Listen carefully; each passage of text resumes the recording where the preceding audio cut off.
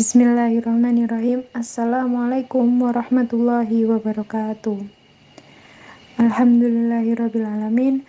Puji syukur kita panjatkan kehadirat Allah Subhanahu wa Ta'ala yang telah melimpahkan rahmat dan taufiknya, sehingga pada kesempatan kali ini kita masih diperkenankan berkumpul tanpa ada halangan suatu apapun.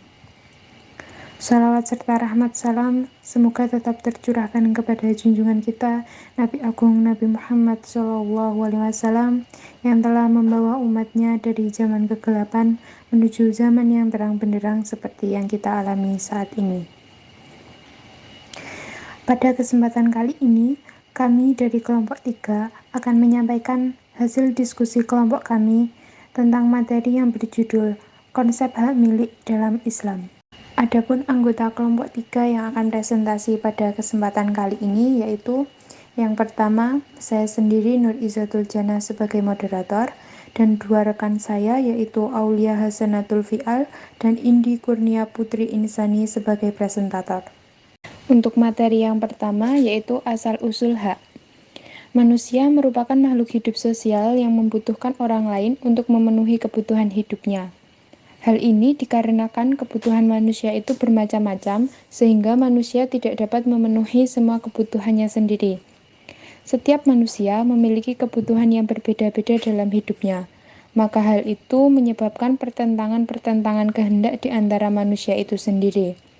Dan untuk melindungi kepentingan dan kehendak masing-masing individu, diperlukan adanya sebuah aturan yang mengatur batas-batas kepentingan seseorang di dalam hidup bermasyarakat, sehingga tidak merugikan dan melanggar hak satu sama lain.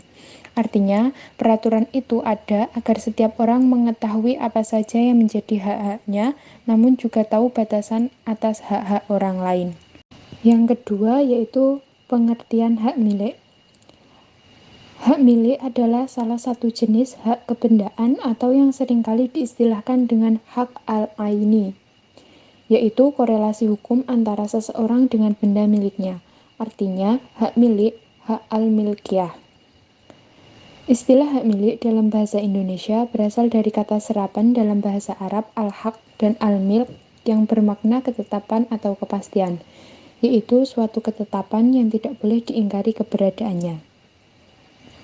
Hak milik menurut Kitab Undang-Undang Hukum Perdata sebagai hak untuk menikmati kegunaan sesuatu kebendaan dengan leluasa dan berbuat bebas terhadap kebendaan tersebut dengan kedaulatan penuh, selama tidak bertentangan dengan undang-undang atau peraturan umum yang telah ditetapkan oleh suatu kekuasaan dan tidak mengganggu hak orang lain. Juga tidak mengurangi kemungkinan akan pencabutan hak itu demi kepentingan umum berdasar atas ketentuan undang-undang dan dengan pembayaran ganti rugi. Yang ketiga yaitu pembagian hak. Dilihat dari segi objeknya, hak dibagi menjadi 6 macam. Yang pertama, al-haq al-mali, atau hak yang berhubungan dengan harta, seperti hak pembeli terhadap barang yang akan dibeli. Yang kedua, al-haq khairu al-mali, yaitu hak yang tidak terkait dengan harta benda. Yang ketiga, al-haq asyahsyu, atau hak yang ditetapkan syara bagi pribadi berupa kewajiban terhadap orang lain. Yang keempat, al-haq al-ainu, atau hak yang ditetapkan syara terhadap suatu zat untuk dimanfaatkan. Yang kelima, al-haq al-mujaradu, atau hak murni yang tidak meninggalkan bekas apabila digugurkan melalui perdamaian. Dan yang terakhir, al-haq khairu al-mujaradu, yaitu apabila digugurkan meninggalkan bekas bagi orang yang dimaafkan. Dari segi kewenangan terhadap hak tersebut, yang pertama al-haq al-diyani, hak yang tidak boleh dicampuri oleh kekuasaan hakim seperti masalah hutang yang tidak dapat diselesaikan di pengadilan, tetapi dituntut di hadapan Allah dan hati nurani sendiri. Yang kedua al-haq al-qadai, seluruh hak di bawah kekuasaan pengadilan dan dapat ditunjukkan di depan hakim. Para ulama fikih juga membagi hak dalam pewarisan. Hak pewarisan yaitu 1. Hak-hak yang dapat dijelaskan, yaitu hak-hak yang sebagai suatu penjelasan jaminan atau kepercayaan. Yang kedua, hak-hak yang tidak dapat dijelaskan. Dalam hal ini ulama fikih berbeda pendapat. Mazhab Hanafi berpendapat bahwa hak dan manfaat tidak termasuk, karena harta yang dapat diberikan hanya materi, sedangkan hak manfaat tidak materi. Sedangkan jumhur ulama fikih berpendapat bahwa warisan itu tidak hanya materi saja, tetapi hak dan manfaat juga memiliki nilai yang sama dengan harta benda. Materi yang keempat, sebab-sebab kepemilikan. Menurut syariat Islam, setidaknya ada 4 sebab kepemilikan, yaitu yang pertama, bekerja atau al-amal. Bentuk-bentuk kerja yang disyariatkan sekaligus bisa dijadikan sebagai sebab kepemilikan harta, antara lain menghidupkan tanah mati atau ihya al-mawat, menggali kandungan bumi, berburu, makelar atau samsarah, syirkah, dan ijaroh. Sebab-sebab kepemilikan yang kedua yaitu waris. Waris juga termasuk dalam kategori sebab atau cara untuk memiliki harta, karena waris adalah sarana untuk membagikan kekayaan yang dimiliki oleh seseorang semasa hidupnya agar tidak mengumpul. Maka setelah kematian orang tersebut, harta itu harus dibagikan atau didermakan kepada orang lain. Tetapi pembagian kekayaan tersebut bukanlah merupakan ilat bagi waris itu, melainkan sarana tersebut hanya merupakan penjelasan tentang fakta waris itu sendiri. Sebab-sebab kepemilikan yang ketiga yaitu pemberian harta negara kepada rakyat. Pemberian ini juga termasuk dalam kategori pemilikan harta yang diberikan kepada orang-orang atau rakyat yang tidak mampu memenuhi hajat kehidupan, dan hal ini diambil dari bait al-amal sebagai zakat. Yang keempat, harta yang diperoleh tanpa kompensasi harta dan tenaga. Dalam hal ini yang juga termasuk dalam kategori sebab kepemilikan adalah perolehan individu sebagian mereka dari sebagian yang lain atas sejumlah harta tertentu dengan tanpa kompensasi harta atau tenaga apapun. Materi yang kelima adalah klasifikasi milik. Yang pertama, kepemilikan individu. Kepemilikan individu diartikan sebagai hukum syariat yang berlaku bagiat atau manfaat tertentu, yang memungkinkan bagi yang memperolehnya untuk memanfaatkannya secara eksklusif atau mengambil kompensasi atau iwat dari barang tersebut. Dalam buku Ismail Harahap diuraikan sebab-sebab kepemilikan individu, diantaranya yang pertama ihrozul mubahat atau penguasaan harta benda, yaitu cara pemilikan melalui penguasaan terhadap harta yang belum dikuasai atau dimiliki pihak lain, misalnya tanah mati, ikan di laut, hewan, serta pohon di hutan. Yang kedua, tawar laut atau berkembang biak, yaitu sesuatu yang didapatkan dari sesuatu yang lainnya. Contohnya, binatang yang dapat bertelur, beranak menghasilkan susu, serta tanaman yang menghasilkan buah serta bunga. Yang ketiga, al-kalafiyah, yaitu penggantian seseorang atau sesuatu yang baru menempati posisi pemilikan yang lama. Misalnya pewarisan serta pertanggungan jawab saat seseorang merusak atau menghilangkan barang orang lain. Yang keempat, akad, yaitu pertalian antara ijab dan qabul sesuai dengan ketentuan syara yang menyebabkan pengaruh terhadap objek akad. Klasifikasi milik yang kedua yaitu tentang kepemilikan negara. Kepemilikan negara adalah suatu ketetapan syariat terhadap jenis barang tertentu untuk bisa dikuasai serta dikelola oleh negara dalam rangka kemaslahatan bersama. Individu, masyarakat maupun negara-negara membutuhkan hak kepemilikan untuk memperoleh penghasilan dalam melaksanakan kewajiban-kewajibannya. Yang ketiga, tentang kepemilikan umum. Kepemilikan umum artinya izin al-syari' pada suatu komunitas untuk bersama-sama memanfaatkan benda atau barang. Benda-benda tersebut merupakan benda-benda yang telah dinyatakan oleh al-syari' sebagai benda yang dimiliki suatu golongan secara berbarengan serta tidak boleh dikuasai oleh hanya seorang saja. Ada 3 jenis benda yang dikelompokkan dalam kepemilikan umum. Yang pertama, fasilitas dan sarana umum. termasuk ke dalam jenis kepemilikan umum karena menjadi kebutuhan pokok masyarakat, serta jika tidak terpenuhi dapat menyebabkan perpecahan dan persengketaan. Jenis harta ini dijelaskan dalam hadis Nabi SAW yang berkaitan dengan sarana umum, yang artinya manusia berserikat atau bersama-sama memiliki dalam 3 hal. Yang pertama air, padang rumput, dan api. Hadis riwayat Abu Daud. Yang kedua, sumber alam yang tabiat pembentukannya menghalangi untuk dimiliki oleh individu secara perseorangan. Dan yang ketiga, barang tambang yang depositnya tidak terbatas. Dijelaskan dalam hadis Nabi yang diriwayatkan oleh Abu Daud tentang Abiyad bin Hamal yang meminta kepada Rasulullah agar diizinkan mengelola tambang garam di daerah Ma'rab. Larangan tersebut tidak hanya terbatas pada barang tambang saja, melainkan seluruh barang tambang yang jumlah depositnya banyak atau tidak terbatas.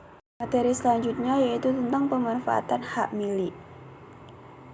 Pemanfaatan hak milik dapat dilakukan melalui lembaga-lembaga hukum Islam sebagai sarananya. Di antaranya, yang pertama, zakat. Zakat adalah mengeluarkan sebagai harta yang diwajibkan Allah Subhanahu wa Ta'ala untuk diberikan kepada orang-orang yang berhak menerimanya atau para mustahik, sesuai kadar dan haulnya dengan rukun dan syarat tertentu. Yang kedua, infak. Infak adalah harta yang dikeluarkan oleh seseorang atau badan usaha di luar zakat untuk kemaslahatan umum. 3. Sedekah adalah pemberian seorang muslim kepada orang lain secara sukarela dan ikhlas tanpa dibatasi oleh waktu dan jumlah tertentu. Keempat, wakaf. Wakaf adalah pemberian suatu harta dari milik pribadi menjadi kepentingan bersama, sehingga kegunaannya mampu dirasakan oleh masyarakat luas tanpa mengurangi nilai harta tersebut. Dan yang terakhir, kurban. Kurban dalam Islam juga disebut dengan al-udhiyah dan ad-dahiyah, yang berarti binatang sembelihan, seperti unta, sapi atau kerbau, dan kambing yang disembelih pada hari raya Idul Fitri dan hari-hari tasyrik sebagai bentuk takarrub atau mendekatkan diri kepada Allah. Materi yang terakhir yaitu tentang pelepasan hak milik. Yang pertama, wakaf. Wakaf menurut bahasa berarti menahan. Sedangkan menurut istilah, wakaf yaitu memberikan suatu benda atau harta yang dapat diambil manfaatnya untuk digunakan bagi kepentingan masyarakat menuju keridhaan Allah Subhanahu wa Ta'ala. Macam-macam wakaf terbagi 2, yaitu pertama, wakaf ahli atau khusus, yakni wakaf yang diberikan kepada orang-orang tertentu, baik kepada keluarga ataupun pihak lain. Yang kedua, wakaf khairi atau umum, diperuntukkan untuk kepentingan agama atau masyarakat umum. Contohnya dalam pembangunan masjid, sekolah, rumah sakit, dan lain-lain. Selanjutnya, rukun dan syarat wakaf. Rukun wakaf terdiri dari 4 hal, yaitu 1. Wakif atau orang yang mewakafkan harta. 2. Maufuq bih atau barang atau benda yang akan diwakafkan. 3. Maufuq alaih atau pihak yang diberi wakaf. Dan yang keempat, sikhat atau pernyataan atau ikrar wakif sebagai keinginan untuk mewakafkan sebagian harta bendanya. Syarat wakaf. 1. Wakaf harus ada wakif, baik perseorangan, organisasi, ataupun badan hukum. Dengan syarat ia harus merdeka, dewasa, berakal sehat, dan juga tidak terhalang melakukan perbuatan hukum. Kedua, harus ada nazir. Adalah orang yang diserahi tugas pemeliharaan dan pengurusan benda wakaf. 3. Harus ada benda wakaf, baik bergerak maupun tidak bergerak, yang memiliki daya tahan yang tidak hanya sekali pakai atau bernilai menurut ajaran Islam. Keempat, harus ada ikrar wakaf. di mana dilaksanakan oleh wakif kepada nazir di hadapan pejabat pembuatan akta ikrar wakaf yang disaksikan oleh 2 orang saksi. Pelepasan hak milik yang kedua yaitu tentang hibah. Hibah secara bahasa terdiri dari kata atiyah atau pemberian, sedangkan menurut istilah adalah suatu akad berdasarkan sukarela yang menjadikan kepemilikan terhadap suatu tanpa adanya pengganti atau imbalan ketika masih hidup. Rukun dan syarat hibah. Yang pertama, pemberian hibah atau wahib dengan syarat baligh atas dasar kemauan sendiri, dibenarkan melakukan tindakan hukum, dan orang yang berhak memiliki barang. Kedua, seseorang yang menerima hibah atau mauhub lahu. Di antaranya penerima hibah terbukti adanya pada waktu dilakukan hibah. Apabila hanya ada atas dasar perkiraan seperti janin dalam kandungan, maka tidak sah. Ketiga, barang yang dihibahkan atau mauhub. Barangnya jelas terlihat wujudnya. Barang yang dihibahkan memiliki nilai atau harga, benar-benar milik pemberi hibah, dan dapat dipindahkan status kepemilikannya dari tangan pemberi hibah kepada penerima hibah. Yang keempat, akad, ijab dan qabul. Macam-macam hibah. 1. Hibah barang adalah memberikan harta atau barang kepada pihak lain yang mencakup materi dan nilai manfaat harta atau barang tersebut, yang pemberiannya tanpa ada harapan apapun.